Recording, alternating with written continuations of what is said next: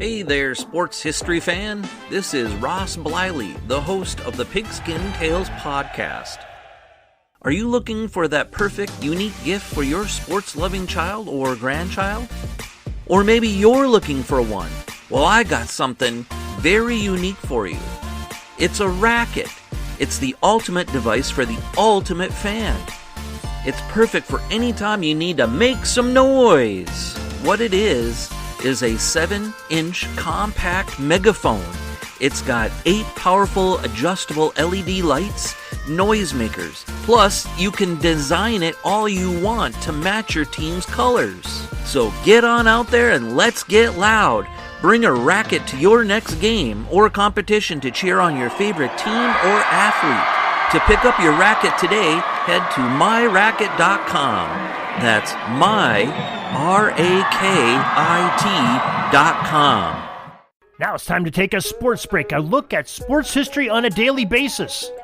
Hello, my friends of sports history. This is Darren Hayes of the Sports Jersey Dispatch podcast. Welcome once again to the Pig Pen, your portal to all things great in sports history, and welcome to your sports break for December 27th, where we will talk about some great milestone moments in athletic endeavors of some great athletes on the date of December 27th, along with their uniform numbers that they may have worn at the time that they had these great events happen. So before we get to that, let's make sure that you know how to get a hold of us. I'd love to have your feedback. It's pigskindispatch@gmail.com. Love to hear from you. Love to hear your likes and dislikes and other things maybe you want to hear about. We'll try to do our best to answer you here personally, pigskindispatch@gmail.com.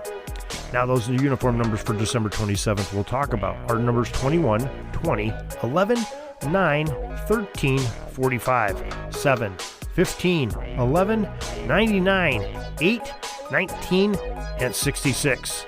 December 27th, 1956 is where we will start, and number 21, Bill Sharman of the Boston Celtics, ended his NBA free throw streak of 55 games, where he hit some of those great free throws in a row. December 27th, 1960, the 1961 NFL Draft took place, and number 20, Tommy Mason from the University of Tulane, was the first pick by the Minnesota Vikings. In 1962, on December 27th, the 28th Heisman Trophy Award was won by Oregon State quarterback number 11, Terry Baker. December 27th, 1966, the Ballon d'Or Great Award for the best soccer in Europe was handed out, and number 9, Bobby Charlton, won it for this that year of 1966, and he claimed the award just won by a single point ahead of Benfica striker number 13, Eusebio. December 27th, 1974. The 40th Heisman Trophy Award was won by Ohio State running back number 45, Archie Griffin, still the only person to have ever won more than one Heisman Trophy. He won it consecutive years. December 27, 1977, the Ballon d'Or, Borussia Mönchengladbach's Danish forward number 9, Alan Simonsen, was claimed Europe's best football player ahead of Hamburg forward number 7, Kevin Keegan, and Nancy midfielder number 15, Michel Platini. December 27, 1978, the Ballon d'Or, Hamburg's English forward number 7, Kevin Keegan, won his first of 2 consecutive trophies as the best player of soccer in Europe and beat out Barcelona striker number 9, Hans Krankel, and Anderlecht winger number 11, Rob Rezenbrink.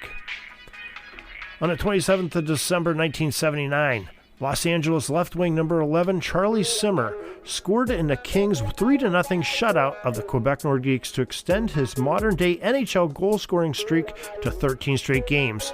It ended in that very next game. 1981's 27th of December, Edmonton Oilers number 99, Wayne Gretzky, became the fastest NHL player to get 100 points in his career. It was in his 38th game played as a professional hockey player in the NHL. On December 27, 1983, another Ballon d'Or. Juventus French midfielder number 10, Michel Platini, claims his first of 3 trophies for Europe's best football player, ahead of Liverpool midfielder number 7, Kenny Dalglish, and Ville BK striker number 9, Alan Simonsen. December 27th, 1987, Seattle Seahawks. Number 80, Steve Largent set the all-time NFL record for career catches when he caught his 752nd career pass. In 1988, on the 27th of December, another Ballon d'Or. Milan 1-2-3 Dutch striker number 9, Marco van Basten, won his first of 3 Best Football Players in Europe awards, ahead of number 10, Ruud Gullit, and number 8, Frank Rijkaard.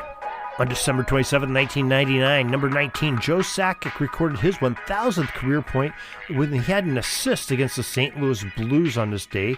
In the year 2000, on December 27th, Pittsburgh Penguins center and part owner number 66, Mario Lemieux, scored a goal and 2 assists in his return to the NHL after more than 3 years out with injuries and lingering cancer issues that he had. The Penguins defeated the Toronto Maple Leafs 5-0 in that game. And finally, on December 27, 2017, number 10, Raheem Sterling scored to give Manchester City a 1-0 win over Newcastle United in St. James Park. The EPL record 18th consecutive win there for Manchester City, and a streak ended with a 0-0 draw at Crystal Palace. And that takes it to the end of our sports history for December 27th. Your sports break is brought to you by Pigskin Dispatch, and we are glad that you joined us here once again for these great sports history, little tidbits of nuggets of information and some great milestones in sports history. We hope you join us each and every day. Until tomorrow, everybody, have a great sports history day. We're dribbling around and see the shot clock's almost out, so we got to put up our shot and come back tomorrow for some more great sports history. We invite you to check out our websites, jerseydispatch.com and pigskindispatch.com. Not only see the daily sports history, but to experience the preservation of great events and people that play the games. Find us on Pigskin Dispatch. It's also on social media outlets of Facebook, Twitter, Instagram, and don't forget the Pigskin Dispatch YouTube channel to get all your daily sports history. Pigskin Dispatch is happy to be associated with the Sports History Network, the sports headquarters of yesteryear, found at sportshistorynetwork.com. This podcast is part of the Sports History Network, your headquarters for the yesteryear of your favorite sport. You can learn more at sportshistorynetwork.com.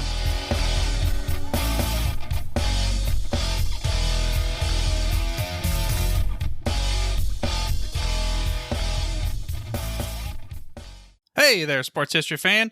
This is Arnie Chapman, aka the Football History Dude, and I hope that you enjoyed this recent episode presented by the Sports History Network and were able to learn some good old-fashioned sports history knowledge nuggets.